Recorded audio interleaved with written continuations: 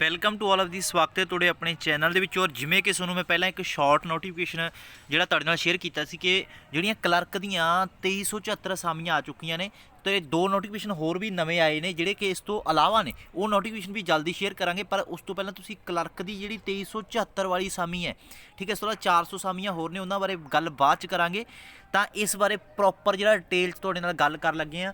ਔਰ ਸਭ ਤੋਂ ਚੰਗੀ ਗੱਲ ਇਹ ਹੈ ਕਿ ਇਸ ਨੋਟਸ ਨੂੰ ਪੰਜਾਬੀ 'ਚ ਦਿੱਤਾ ਗਿਆ PSSB ਵੱਲੋਂ, ਠੀਕ ਆ। ਇੱਕ ਸ਼ਲਾਘਾਯੋਗ ਕੰਮ ਹੈ ਕਿਉਂਕਿ ਅਸੀਂ ਪੰਜਾਬ ਦੇ ਰਹਿਣ ਵਾਲੇ, ਸਾਨੂੰ ਪੰਜਾਬੀ 'ਚ ਹੀ ਜਿਹੜਾ ਜ਼ਿਆਦਾਤਰ ਨੋਟੀਫਿਕੇਸ਼ਨ ਆਉਣੇ ਚਾਹੀਦੇ ਆ, ਠੀਕ ਹੈ। ਸੋ ਵਧੀਆ ਗੱਲ ਹੈ ਤਾਂ ਕਿ ਸਾਰੇ ਹੀ ਪੜ੍ਹ ਸਕਣ।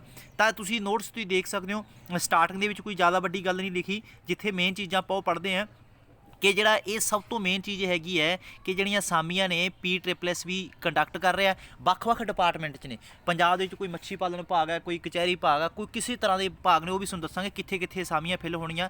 ਪਰ ਤੁਸੀਂ ਸਿਰਫ ਫੋਕਸ ਕਰਨਾ, ਤੁਸੀਂ ਇਹ ਨਹੀਂ ਫੋਕਸ ਕਰਨਾ ਕਿ ਅਸੀਂ ਕਿਸੇ ਡਿਪਾਰਟਮੈਂਟ 'ਚ ਕਲਰਕ ਲੱਗਾਂਗੇ, ਇਹ ਨਹੀਂ ਫੋਕਸ ਕਰਨਾ। ਤੁਸੀਂ ਫੋਕਸ ਕਰਨਾ ਕਿ ਅਸੀਂ PSSB ਦਾ ਐਗਜ਼ਾਮ ਦੇਣਾ, ਕੁਆਲੀਫਾਈ ਕਰਨਾ, ਬਸ ਇਹਨਾਂ ਫੋਕਸ ਕਰਨਾ।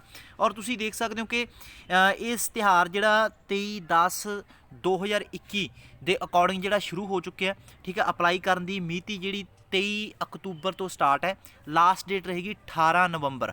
18 ਨਵੰਬਰ ਲਾਸਟ ਡੇਟ ਰਹੇਗੀ। ਲਗਭਗ ਤੁਹਾਨੂੰ 7 ਦਿਨ ਆ ਤੇ 18 ਦਿਨ ਉਹ 25 ਕੁ ਦਿਨ ਲਗਭਗ ਤੁਹਾਨੂੰ ਦਿੱਤੇ ਗਏ ਨੇ ਅਪਲਾਈ ਕਰਨ ਦੇ। ਕਾਫੀ ਦਿਨ ਹੈਗੇ ਆ 25। ਤਾਂ ਇਸ ਚੀਜ਼ ਨੂੰ ਧਿਆਨ 'ਚ ਰੱਖਿਓ, ਬਾਅਦ 'ਚ ਨਾ ਕਹੋ ਕਿ ਅੱਧੇ ਪੁੱਛਦੇ ਹੁੰਦੇ ਆ ਕਮੈਂਟ ਕਰਕੇ ਇਹ ਅਸਾਮੀਆਂ ਕਦੋਂ ਆ ਗਈਆਂ ਕਦੋਂ ਨਹੀਂ ਆਈਆਂ। ਤਾਂ ਇਸ ਚੀਜ਼ ਨੂੰ ਸਕਰੀਨਸ਼ਾਟ ਲੈ ਲਓ, ਤਾਂ ਇਹ ਡੇਟ ਨੂੰ ਧਿਆਨ 'ਚ ਰੱਖਿਓ। ਤਾਂ ਇਸ ਤੋਂ ਪਹਿਲਾਂ ਤੁਸੀਂ ਆਪਣਾ ਅਪਲਾਈ ਕਰ ਲਿਓ। ਅਤੇ ਤੁਹਾਨੂੰ ਹੁਣ ਕ੍ਰਾਈਟੀਰੀਆ ਦੱਸਦੇ ਹਾਂ, ਸੈਲਰੀ ਕੀ ਹੈ, ਏਜ ਕੀ ਰੱਖੀ ਗਈ ਹੈ, ਠੀਕ ਹੈ, ਕੈਟਾਗਰੀ ਵਾਈਜ਼ ਅਸਾਮੀਆਂ ਕਿੰਨੀਆਂ ਨੇ, ਉਹ ਸਾਰਾ ਤੁਹਾਨੂੰ ਦੱਸਾਂਗੇ।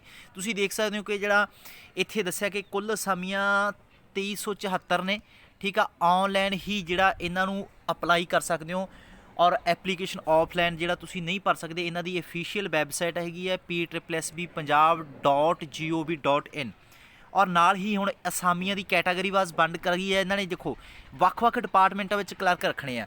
ਤਾਂ ਕੰਡਕਟ ਐਗਜ਼ਾਮ ਕੌਣ ਕਰਾ ਲਿਆ? PSSB ਇੱਕ ਅਦਾਰਾ ਹੈਗਾ, ਏਜੰਸੀ ਹੈ ਜੋ ਕਿ ਐਗਜ਼ਾਮ ਕੰਡਕਟ ਕਰਾਉਂਦਾ। ਤੁਸੀਂ ਦੇਖੋ ਕਿਹੜੇ ਮਹਿਕਮਿਆਂ 'ਚ ਦੇਖੋ ਅਸਾਮੀ ਹੈਗੀ ਜਿਹੜੀ ਇਹਨੂੰ ਦੱਸਿਆ, ਜਿਵੇਂ ਪੁਰਾਲੇਖ ਵਿਭਾਗ, ਸੱਭਿਆਚਾਰਕ ਮਾਮਲੇ ਵਿਭਾਗ ਦੇ ਵਿੱਚ ਹੈ, ਸੈਰ ਸਪਾਟਾ ਵਿਭਾਗ ਦੇ ਵਿੱਚ ਹੈ, ਮੱਛੀ ਪਾਲਣ ਵਿਭਾਗ ਦੇ ਵਿੱਚ। ਪਰ ਸਾਨੂੰ ਇਹ ਵਿਭਾਗ ਦੇ ਨਾਲ ਕੋਈ ਲੈਣਾ ਦੇਣਾ ਨਹੀਂ। ਸਾਡਾ ਮਕਸਦ ਸਿਰਫ ਇੱਕ ਇਹੀ ਹੈ ਕਿ ਅਸੀਂ PSSB ਦਾ ਐਗਜ਼ਾਮ ਦੇਣਾ ਔਰ ਕੁਆਲੀਫਾਈ ਕਰਨਾ। ਤਾਂ ਉਸ ਤੋਂ ਬਾਅਦ ਤੁਸੀਂ ਕਿਸ ਡਿਪਾਰਟਮੈਂਟ 'ਚ ਜਾਂਦੇ ਹੋ ਤਾਂ ਉਹ ਬਾਅਦ ਦੀਆਂ ਗੱਲਾਂ ਨੇ, ਠੀਕ ਹੈ ਜੀ। ਇਹ ਚੀਜ਼ ਹੈਗੀ ਹੈ। ਤਾਂ ਇਹਨਾਂ ਅਸਾਮੀਆਂ ਦੀ ਕੈਟਾਗਰੀ ਵਾਈਜ਼ ਜੇ ਆਪਾਂ ਵੰਡ ਦੇਖੀਏ, SC BC ਜਨਰਲ ਵਾਸਤੇ ਕਿੰਨੀਆਂ ਪੋਸਟਾਂ ਹੈਗੀਆਂ ਤੁਸੀਂ ਦੇਖ ਸਕਦੇ ਹੋ। ਔਰ ਇਹ ਨੋਟੀਫਿਕੇਸ਼ਨ ਥੋੜ੍ਹਾ ਜਿਹਾ ਇਸ ਤਰ੍ਹਾਂ ਹੈਗਾ, ਲੈਂਡਸਕੇਪ 'ਚ ਇਹ ਪੜ੍ਹਨਾ ਥੋੜ੍ਹਾ ਜਿਹਾ ਕਠਿਨ ਹੈ, ਪਰ ਤੁਸੀਂ ਇੱਥੋਂ ਉੱਪਰੋਂ ਲਾਈਨਾਂ ਗਿਣ ਕੇ ਨੀਚੋਂ ਚੈੱਕ ਕਰ ਸਕਦੇ ਹੋ ਵੀ ਜਰਨਲ ਦੀਆਂ ਪਹਿਲੀਆਂ 2 ਲਾਈਨਾਂ ਨੇ, 2 ਰੋ ਨੇ, 1 2, ਠੀਕ ਹੈ। ਤਾਂ ਇਹ ਜਰਨਲ ਵਾਸਤੇ ਥੱਲੇ ਸ਼ੋਅ ਕਰੇਗਾ ਅਸਾਮੀ। ਉਦੋਂ ਬਾਅਦ ਤੀਜੀ ਚੌਥੀ ਜਿਹੜੀ MB ਵਾਸਤੇ ਹੈ, ਵੂਮੈਨ ਐਂਡ ਮੈਨ। W ਦਾ ਮਤਲਬ ਵੂਮੈਨ ਹੈ, ਠੀਕ ਹੈ। ਇਹ ਚੀਜ਼ ਨੂੰ ਧਿਆਨ ਰੱਖਿਓ। ਇਸ ਤਰ੍ਹਾਂ BC ਦੀਆਂ ਅਸਾਮੀਆਂ ਕਿੰਨੀਆਂ, ਇਹ ਨੀਚੇ ਜਾ ਕੇ ਤੁਸੀਂ ਲਾਈਨ ਗਿਣ ਲਿਓ, 1 2 3 4 5 6 7 ਨੰਬਰ 'ਤੇ, ਠੀਕ ਹੈ। ਤਾਂ ਉਸੇ ਤੁਸੀਂ ਅਸਾਮੀਆਂ ਦੇਖ ਸਕਦੇ ਹੋ ਨੀਚੇ ਜਾ ਕੇ, ਠੀਕ ਹੈ। ਉਸ ਨੂੰ ਮੈਂ ਦਿਖਾ ਦਿੰਦਾ ਬਿਲਕੁਲ।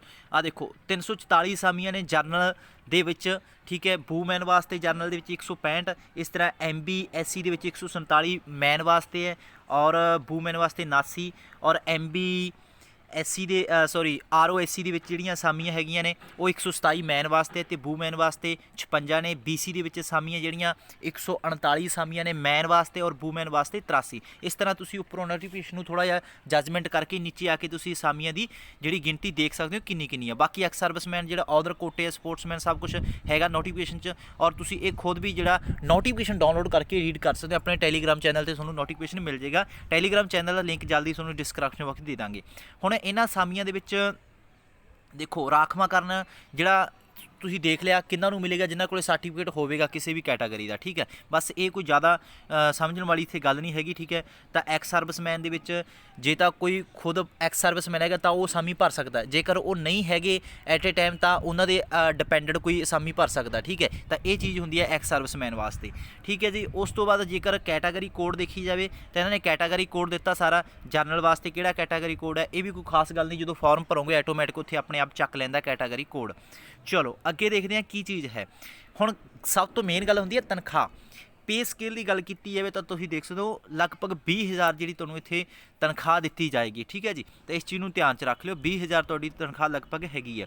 ਔਰ ਵਿੱਦਿਅਕ ਯੋਗਤਾ ਸਭ ਤੋਂ ਇੰਪੋਰਟੈਂਟ ਚੀਜ਼ ਇਹ ਵੀ ਹੁੰਦੀ ਹੈ ਕਿ ਵਿੱਦਿਅਕ ਯੋਗਤਾ ਦੇ ਵਿੱਚ ਤੁਹਾਡੇ ਕੋਲ ਬੈਚਲਰ ਡਿਗਰੀ ਪਾਸ ਹੋਣੀ ਚਾਹੀਦੀ ਹੈ, ਭਾਵ ਤੁਸੀਂ ਗ੍ਰੈਜੂਏਸ਼ਨ ਹੋਣੇ ਚਾਹੀਦੇ ਹੋ, ਠੀਕ ਹੈ।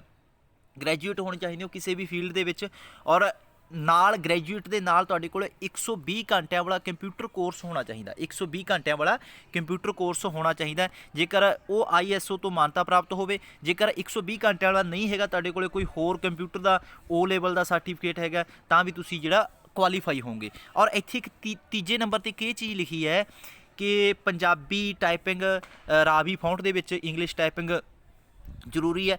ਇਹ ਦੇਖੋ ਬਾਅਦ ਦੀਆਂ ਗੱਲਾਂ ਨੇ, ਇਹ ਇੱਥੇ ਬਹੁਤ ਸਾਰਿਆਂ ਨੂੰ ਇਹ ਲੱਗੇਗਾ ਕਿ ਜਿਨ੍ਹਾਂ ਕੋਲੇ ਪੰਜਾਬੀ ਟਾਈਪਿੰਗ ਜਾਂ ਇੰਗਲਿਸ਼ ਟਾਈਪਿੰਗ ਹੈਗੀ ਹੈ ਵੀ ਉਹੀ ਅਪਲਾਈ ਕਰ ਸਕਦੇ, ਨਹੀਂ। ਤੁਸੀਂ ਉਦੋਂ ਤੱਕ ਸਿੱਖ ਸਕਦੇ ਹੋ, ਆਪਣਾ ਟਰਾਈ ਕਰ ਸਕਦੇ ਹੋ, ਠੀਕ ਹੈ, ਤਾਂ ਆਪਣਾ ਪਰਪੱਕ ਹੋ ਸਕਦੇ ਹੋ ਇਹਨਾਂ ਟਾਈਪਿੰਗ ਟੈਸਟ ਦੇ ਵਿੱਚ, ਠੀਕ ਹੈ। ਇਹ ਬਾਅਦ ਦੀ ਗੱਲ। ਔਰ 10ਵੀਂ ਪੱਧਰ ਦੀ ਪੰਜਾਬੀ ਸਾਡੇ ਕੋਲੇ ਹੋਣੀ ਲਾਜ਼ਮੀ ਹੈ, ਇਹ ਸਭ ਤੋਂ ਜ਼ਰੂਰੀ ਗੱਲ ਹੈ। ਔਰ ਇਸ ਤੋਂ ਇਲਾਵਾ ਹੋਰ ਮੇਨ ਚੀਜ਼ ਕੀ ਹੈ, ਹਾਂ ਇਹ ਚੀਜ਼ ਬਹੁਤ ਇੰਪੋਰਟੈਂਟ ਰੱਖਦੀ ਹੈ ਕਿ ਬਹੁਤ ਸਾਰੇ ਪੁੱਛਦੇ ਕਿ ਹਾਲੇ ਸਾਡਾ ਤਾਂ ਹੁਣੇ ਗ੍ਰੈਜੂਏਸ਼ਨ ਕੀਤੀ, ਅਸੀਂ ਤਾਂ ਸਾਡਾ ਤਾਂ ਰਿਜ਼ਲਟ ਨਹੀਂ ਆਇਆ ਗ੍ਰੈਜੂਏਸ਼ਨ ਦਾ, ਕੀ ਅਸੀਂ ਅਪਲਾਈ ਕਰ ਸਕਦੇ ਹਾਂ ਜਾਂ ਨਹੀਂ। ਉਹਨਾਂ ਵਾਸਤੇ ਇਹ ਚੀਜ਼ ਲਿਖੀ ਹੈ ਸਪੈਸ਼ਲ ਕਿ ਵਿਦਿਅਕ ਯੋਗਤਾ ਦਾ ਜਿਹੜਾ ਸਰਟੀਫਿਕੇਟ ਆ ਤੁਹਾਡਾ ਗ੍ਰੈਜੂਏਸ਼ਨ ਦਾ, ਠੀਕ ਹੈ, ਚਾਹੇ ਗ੍ਰੈਜੂਏਸ਼ਨ ਦਾ ਚਾਹੇ ਤੁਹਾਡਾ ਕੰਪਿਊਟਰ ਐਪਲੀਕੇਸ਼ਨ ਦਾ ਕੋਈ ਵੀ ਹੈ ਸਰਟੀਫਿਕੇਟ ਹੈ, ਉਹ 18/11/2021 ਤੋਂ ਪਹਿਲਾਂ ਦਾ ਹੋਣਾ ਜ਼ਰੂਰੀ ਹੈ, ਠੀਕ ਹੈ। ਜੇ ਤੁਹਾਡਾ 19/11/2021 ਦਾ ਸਰਟੀਫਿਕੇਟ ਬਣਿਆ ਹੋਇਆ ਤਾਂ ਤੁਸੀਂ ਉੱਥੇ ਐਲੀਜੀਬਲ ਨਹੀਂ ਹੈਗੇ, ਠੀਕ ਹੈ। ਤਾਂ 18/11/2021 ਤੋਂ ਪਹਿਲਾਂ ਦੇ ਜਿੰਨੇ ਤੁਹਾਡੇ ਕੋਈ ਵੀ ਡਿਗਰੀ ਕੀਤੀ ਹੈ, ਚਾਹੇ ਕੰਪਿਊਟਰ ਦੀ ਕੀਤੀ ਹੈ, ਚਾਹੇ ਤੁਸੀਂ ਗ੍ਰੈਜੂਏਸ਼ਨ ਕੀਤਾ, ਤਾਂ ਤੁਹਾਡਾ ਸਾਰਾ ਕੁਝ ਉਹਦੇ ਵਿੱਚ ਐਲੀਜੀਬਲ ਹੋਏਗਾ। ਇੱਕ ਚੀਜ਼ ਨੂੰ ਨੋਟ ਜ਼ਰੂਰ ਰੱਖ ਲਿਓ। ਔਰ ਉਮਰ ਸੀਮਾ ਦੀ ਗੱਲ ਕੀਤੀ, ਉਮਰ ਸੀਮਾ ਦੇ ਵਿੱਚ ਵਾਧੂ ਹੈਗੀ ਹੈ, ਇਹ ਟੈਨਸ਼ਨ ਲੈਣ ਦੀ ਲੋੜ ਨਹੀਂ। 18 ਤੋਂ ਲੈ ਕੇ 37 ਸਾਲ ਤੱਕ ਹੈ, ਠੀਕ ਹੈ, ਜਨਰਲ ਕੈਟਾਗਰੀ ਵਾਸਤੇ। ਔਰ ਜਿਹੜੀਆਂ ਅਦਰ ਕੈਟਾਗਰੀ ਆ ਉਹਨਾਂ ਨੂੰ 5 ਸਾਲ ਦੀ ਛੋਟ ਦਿੱਤੀ ਜਾਂਦੀ ਹੈ, ਤਾਂ ਉਹਨਾਂ ਦੀ 42 ਸਾਲ ਤੱਕ ਜਿਹੜੀ ਉਮਰ ਰੱਖੀ ਗਈ ਹੈ, ਠੀਕ ਹੈ ਜੀ। ਸੋ ਸਾਬਕਾ ਫੌਜੀਆਂ ਵਾਸਤੇ ਜਿਹੜੀ ਇੱਥੇ ਜਾਂ ਕੇਂਦਰੀ ਕਰਮਚਾਰੀ ਹੈਗੇ ਆ ਉਹਨਾਂ ਵਾਸਤੇ ਛੋਟ ਦੀ 45 ਸਾਲ ਤੱਕ ਹੈਗੀ ਹੈ। ਸਾਬਕਾ ਫੌਜੀਆਂ ਵਾਸਤੇ ਵੀ ਅਲੱਗ ਤੋਂ 3 ਸਾਲ ਦੀ ਜਿਹੜੀ ਛੋਟ ਇੱਥੇ ਦਿੱਤੀ ਜਾਂਦੀ ਹੈ, ਠੀਕ ਹੈ। ਸੋ ਪੰਜਾਬ ਦੇ ਵਸਨੀਕ ਅੰਗਹੀਣ ਉੱਪਰਲੀ ਉਮਰ ਸੀਮਾ ਉਹਨਾਂ ਨੂੰ 10 ਸਾਲ ਦੀ ਛੋਟ ਦਿੱਤੀ ਜਾਂਦੀ ਹੈ ਅੰਗਹੀਣ ਨੂੰ, ਠੀਕ ਹੈ, ਭਾਵ 47 ਸਾਲ ਤੱਕ ਉਹ ਭਰ ਸਕਦੇ ਆ। ਤਾਂ ਇਹ ਸਾਰਾ ਕੁਝ ਜਿਹੜਾ ਤੁਹਾਡੇ ਨਾਲ ਸ਼ੇਅਰ ਕੀਤਾ। ਕੋਈ ਵੀ ਹੋਰ ਤੁਹਾਡਾ ਕੋਈ ਸੁਜੈਸ਼ਨ ਹੈ ਤਾਂ ਕਮੈਂਟ ਕਰ ਦਿਓ, ਠੀਕ ਹੈ। ਅਤੇ 2 ਨੋਟੀਫਿਕੇਸ਼ਨ ਹੋਰ ਆ, ਉਹਨਾਂ 'ਤੇ ਵੀ ਆਪਾਂ ਡਿਟੇਲਡ ਵੀਡੀਓ ਤੁਹਾਡੇ ਨਾਲ ਬਣਾਵਾਂਗੇ। ਸੋ ਟੈਲੀਗ੍ਰਾਮ ਚੈਨਲ ਦਾ ਲਿੰਕ ਆਪਣੇ ਵੀਡੀਓ ਦੇ ਡਿਸਕ੍ਰਿਪਸ਼ਨ ਬਾਕਸ 'ਚ ਹੈਗਾ, ਉੱਥੇ ਜਾ ਕੇ ਤੁਸੀਂ ਜਿਹੜਾ ਡਿਸਕ੍ਰਿਪਸ਼ਨ ਬਾਕਸ ਦੇ ਵਿੱਚ ਜਾ ਕੇ ਟੈਲੀਗ੍ਰਾਮ ਚੈਨਲ 'ਤੇ ਜਾਓ ਅਤੇ ਨੋਟਸ ਤੁਹਾਨੂੰ ਪੂਰਾ ਮਿਲ ਜਾਏਗਾ। ਅਤੇ ਸਭ ਤੋਂ ਮੇਨ ਚੀਜ਼ ਆ ਫੀਸ, ਤਾਂ ਜਿਹਦੀ ਮੈਂ ਹਮੇਸ਼ਾ ਹੀ ਬੁਰਾਈ ਕਰਦਾ ਹੁੰਦਾ ਕਿ ਹਮੇਸ਼ਾ ਹੀ ਨਿੰਦਾ ਕਰਦਾ ਹੁੰਦਾ ਕਿ ਇੰਨੀ ਜ਼ਿਆਦਾ ਫੀਸ ਜਿਹੜੀ ਲਈ ਜਾਣੀ ਬਿਲਕੁਲ ਹੀ ਗਲਤ ਹੈ, ਠੀਕ ਹੈ। ਚਾਹੇ ਜਰਨਲ ਦਾ ਮਤਲਬ ਕੀ ਹੈ, ਸਾਰੇ ਹੀ ਜਰਨਲ ਇਹ ਨਹੀਂ ਹੁੰਦਾ ਕਿ ਅਮੀਰ ਹੁੰਦੇ ਨੇ, ਬਹੁਤ ਸਾਰੇ ਜਰਨਲ ਗਰੀਬ ਵਰਗ ਦੇ ਵੀ ਹੁੰਦੇ ਨੇ, ਠੀਕ ਹੈ। ਤਾਂ 1000 ਫੀਸ ਲੈਣਾ ਇਹ ਕਿਤੇ ਵੀ ਜਿਹੜੀ ਤੁਕ ਨਹੀਂ ਬਣਦੀ। ਔਰ SC BC ਦੀ ਵੀ ਫੀਸ ਜਿਹੜੀ 250 ਜਿਹੜੀ ਲੈ ਰਿਹਾ, ਇਹ ਵੀ ਬਹੁਤ ਜ਼ਿਆਦਾ ਕਹੀ ਜਾ ਸਕਦੀ ਹੈ, ਠੀਕ ਹੈ। ਤਾਂ ਇਸ ਫੀਸ ਨੂੰ ਜਿਹੜਾ ਲਗਭਗ ਘੱਟ ਕਰਨਾ ਚਾਹੀਦਾ ਹੈ।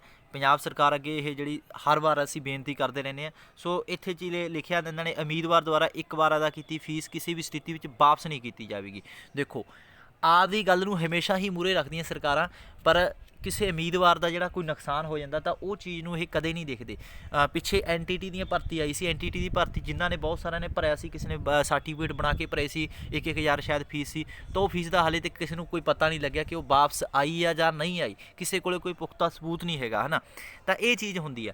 ਸੋ ਇਹ ਚੀਜ਼ 'ਤੇ ਵੀ ਜਿਹੜਾ ਗੌਰ ਕਰਿਆ ਕਰੋ, ਇਹਨਾਂ ਚੀਜ਼ਾਂ ਵਾਸਤੇ ਥੋੜ੍ਹਾ ਜਿਹਾ ਲੜਿਆ ਕਰੋ ਕਿ ਜੇ ਪੰਜਾਬ ਦੇ 'ਚ ਇੰਨੀ ਜ਼ਿਆਦਾ ਬੇਰੁਜ਼ਗਾਰੀ ਹੈ ਤਾਂ ਬੇਰੁਜ਼ਗਾਰੀ ਹੋਣ ਦੇ ਕਰਕੇ ਸਾਨੂੰ ਇੰਨੀ ਫੀਸ ਅਸੀਂ ਕਿੱਥੋਂ ਭਰਾਂਗੇ, ਠੀਕ ਹੈ। ਤਾਂ ਇਹਨਾਂ ਚੀਜ਼ਾਂ ਨੂੰ ਥੋੜ੍ਹਾ ਜਿਹਾ ਧਿਆਨ 'ਚ ਰੱਖਿਆ ਕਰੋ। ਔਰ ਇੱਕ ਚੀਜ਼ ਹੋਰ ਹੈ, ਪਹਿਲਾਂ ਵੀ ਜਿਹੜੀ ਗੱਲ ਮੈਂ ਸ਼ਾਇਦ ਕੀਤੀ ਸੀ ਕਿ ਜਿਹੜਾ ਬਾਹਰਲੇ ਸੂਬਿਆਂ ਨੂੰ ਜਿਹੜਾ ਉਹਨਾਂ ਦਾ ਕੋਟਾ ਬਣਦਾ ਤਾਂ ਉਸ ਦੇ ਅਕੋਰਡਿੰਗ ਜਿਹੜੀ ਉਹਨਾਂ ਨੂੰ ਵੈਕੈਂਸੀ ਦਿੱਤੀ ਜਾਵੇ। ਜਿਵੇਂ ਕਿ ਪਿਛਲੇ ਐਗਜ਼ਾਮ ਹੋਏ ਸੀ ਬਿਜਲੀ ਵਿਭਾਗ ਦੇ ਵਿੱਚ, ਇੱਕ PTCL ਦਾ ਐਗਜ਼ਾਮ ਸੀ, ਉਹਦੇ ਵਿੱਚ ਸਾਰੀਆਂ ਅਸਾਮੀਆਂ ਹਰਿਆਣੇ ਨੂੰ ਚਲੀਆਂ ਗਈਆਂ। ਤਾਂ ਡੋਮੀਸਾਈਲ ਪੰਜਾਬ ਡੋਮੀਸਾਈਲ ਜਾਂ ਤਾਂ ਸਾਡੇ ਤੋਂ ਮੰਗੋ ਹੀ ਨਾ, ਜੇ ਤੁਸੀਂ ਮੰਗਣਾ ਤਾਂ ਫਿਰ ਉਹਦਾ ਉਹ ਬਣਾਓ, ਉਹਦਾ ਰੂਲ ਬਣਾਓ ਕਿ ਜੇ ਡੋਮੀਸਾਈਲ ਦੇ ਅਕੋਰਡਿੰਗ ਹੀ ਜਿੰਨੀ ਰਿਜ਼ਰਵੇਸ਼ਨ ਦੂਸਰੇ ਉਸ ਨੂੰ ਦਿੱਤੀ ਗਈ ਹੈ 2% ਕੋਟਾ ਦੂਸਰੇ ਸਟੇਟ ਦਾ, ਤਾਂ 2% ਹੀ ਰੱਖੋ। ਇਹ ਨਾ ਕਿ ਤੁਸੀਂ ਸਾਰੇ ਹੀ ਬਿਨਾਂ ਡੋਮੀਸਾਈਲ ਤੋਂ ਉੱਧਰ ਅਸਾਮੀਆਂ ਨੂੰ ਤਬਦੀਲ ਕਰੀ ਜਾਓ। ਤਾਂ ਉੱਥੇ ਨੁਕਸਾਨ ਕੀ ਦਾ, ਉੱਥੇ ਜਰਨਲ ਦਾ ਵੀ ਹੈਗਾ, ਪੰਜਾਬ ਦੇ ਜਰਨਲ ਜਿਹੜੇ ਪੰਜਾਬ ਦੇ SC ਆ ਉਹਨਾਂ ਦਾ ਵੀ ਨੁਕਸਾਨ ਆ, ਜਿਹੜੇ ਪੰਜਾਬ ਦੇ VC ਆ ਉਹਨਾਂ ਦਾ ਵੀ ਨੁਕਸਾਨ ਆ। ਅਤੇ ਇਸ ਗੱਲ ਨੂੰ ਧਿਆਨ 'ਚ ਰੱਖਿਓ। ਅਤੇ ਇੱਕ ਚੀਜ਼ ਇਹ ਜ਼ਰੂਰ ਮੰਗ ਕਰਿਆ ਕਰੋ ਕਿ ਜਿਹੜਾ ਸਾਡਾ ਐਗਜ਼ਾਮ ਹੈ ਉਹ ਬਿਲਕੁਲ ਪੰਜਾਬੀ ਵਿੱਚ ਹੋਣਾ ਚਾਹੀਦਾ, ਠੀਕ ਹੈ। ਇਹ ਨਾ ਹੋਵੇ ਕਿ ਤੁਸੀਂ ਇੰਗਲਿਸ਼ ਨੂੰ ਹੀ ਪਹਿਲ ਦੇ ਦਿੰਦੇ ਹੋ ਹਰ ਵਾਰ, ਠੀਕ ਹੈ। ਤਾਂ ਜਿਵੇਂ ਕਿ ਹੁਣ TCS ਵੱਲੋਂ ਐਗਜ਼ਾਮ ਲਿਆ ਗਿਆ ਸੀ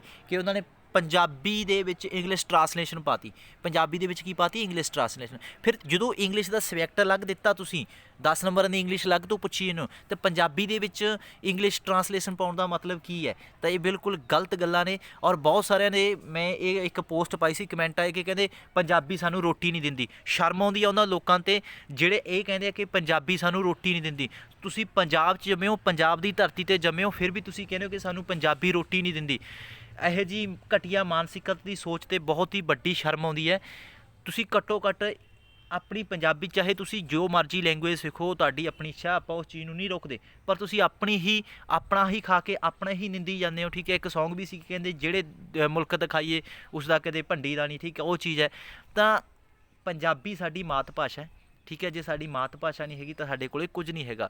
ਤਾਂ ਬਹੁਤ ਸਾਰਿਆਂ ਦੇ ਗੱਲਾਂ ਇਹ ਦਿਮਾਗ 'ਚ ਨਹੀਂ ਪੈਂਦੀਆਂ, ਬਹੁਤ ਸਾਰਿਆਂ ਨੂੰ ਇਹ ਗੱਲਾਂ ਬੁਰੀਆਂ ਲੱਗਦੀਆਂ ਕਿ ਪੰਜਾਬੀ ਨਾਲ ਤਾਂ ਅਸੀਂ ਕੁਝ ਨਹੀਂ ਕਰ ਸਕਦੇ, ਹੈ ਨਾ। ਜੇ ਤੁਹਾਨੂੰ ਜਨਮ ਦਿੱਤਾ ਤਾਂ ਉਹ ਪੰਜਾਬੀ ਨਹੀਂ ਦਿੱਤਾ, ਤੁਸੀਂ ਕਿਸੇ ਅੰਗਰੇਜ਼ ਦੇ ਘਰ ਤਾਂ ਨਹੀਂ ਜੰਮੇ, ਤੁਸੀਂ ਹੈਗੇ ਤਾਂ ਪੰਜਾਬੀ ਹੋ ਨਾ। ਤਾਂ ਇਸੇ ਕਰਕੇ ਪੰਜਾਬੀ ਨੂੰ ਆਪਣੇ ਆਪ ਤੋਂ ਹੀ ਤੁਸੀਂ ਨਫ਼ਰਤ ਕਰਨ ਜਾ ਰਹੇ ਹੋ। ਤਾਂ ਇਹ ਬੜੀਆਂ ਹੀ ਜਿਹੜੀਆਂ ਮਾੜੀਆਂ ਗੱਲਾਂ ਹੈਗੀਆਂ। ਤਾਂ ਮੈਂ ਉਹਨਾਂ ਲੋਕਾਂ ਨੂੰ ਬੁੱਧੀਮਾਨ ਨਹੀਂ ਮੰਨਦਾ ਜਿਹੜੇ ਆਪਣੀ ਹੀ ਪੰਜਾਬੀ ਨੂੰ ਬੁਰਾ ਬੋਲੀ ਜਾਂਦੇ ਆ, ਜਿਹੜੇ ਕਹਿੰਦੇ ਕਿ ਆਈਲੈਟਸ ਸਭ ਤੋਂ ਚੰਗੀ ਚੀਜ਼ ਹੈ। ਠੀਕ ਹੈ, ਪੰਜਾਬੀ। ਇੱਕ ਹੋਰ ਕਮੈਂਟ ਆਇਆ ਸੀ, ਕਹਿੰਦੇ ਕਿ ਆਈਲੈਟਸ ਅਸੀਂ ਕਹਿੰਦੇ ਪੰਜਾਬੀ ਕਰ ਲਿਆ ਕਰਾਂਗੇ, ਕਹਿੰਦੇ ਆਈਲੈਟਸ 'ਚ ਕਰਾ ਦਿਓ ਪੰਜਾਬੀ, ਭਾਵ ਇੰਗਲਿਸ਼ 'ਚ ਆਈਲੈਟਸ ਕਰਾ ਦਿਓ। ਕਹਿੰਦੇ ਉਲਟ ਕਹਿਣ ਦਾ ਮਤਲਬ ਵੀ ਪੰਜਾਬੀ ਨੂੰ, ਜਿਹੜੀ ਪੰਜਾਬੀ ਦੇ ਵਿੱਚ ਆਈਲੈਟਸ ਹੋਣੀ ਚਾਹੀਦੀ ਹੈ, ਕਹਿੰਦੇ ਅਸੀਂ ਪੰਜਾਬੀ ਕਰ ਲਿਆ ਕਰਾਂਗੇ। ਕੀ ਰੱਬ ਨੇ ਜਨਮ ਸਾਨੂੰ ਇਸ ਕਰਕੇ ਦਿੱਤਾ ਕਿ ਵੀ ਤੁਸੀਂ ਆਈਲੈਟਸ ਕਰਕੇ ਬਾਹਰ ਜਾਣਾ? ਇਹ ਤਾਂ ਕਿਤੇ ਲਿਖਿਆ ਨਹੀਂ ਨਾ ਵੀ ਤੁਸੀਂ ਪੱਕਾ ਹੀ ਬਈ ਤੁਸੀਂ ਆਈਲੈਟਸ ਕਰਨੀ ਹੀ ਕਰਨੀ ਹੈ। ਚਲੇ ਜਾਓ ਬਾਹਰ, ਕੋਈ ਰੀਜ਼ਨ ਨਹੀਂ, ਪਰ ਆਪਣੀ ਪੰਜਾਬੀ ਨੂੰ ਸਾਂਭ ਕੇ ਰੱਖੋ। ਠੀਕ ਹੈ, ਸੋ ਇਹ ਚੀਜ਼ਾਂ ਨੂੰ ਵੀ ਧਿਆਨ 'ਚ ਰੱਖਿਆ ਕਰੋ। ਧੰਨਵਾਦ, ਥੈਂਕ ਯੂ। ਬਹੁਤ ਸਾਰਿਆਂ ਨੂੰ ਗੱਲਾਂ ਦਾ ਕਿਸੇ ਨੂੰ ਗੁੱਸਾ ਲੱਗਿਆ ਹੋਇਆ, ਗਿਲਾ ਲੱਗਿਆ ਹੋਵੇ, ਤਾਂ ਆਪਣੇ ਕੋਲ ਹੀ ਸਾਂਭ ਕੇ ਰੱਖ ਲਿਆ ਕਰੋ, ਕੋਈ ਟੈਨਸ਼ਨ ਨਹੀਂ।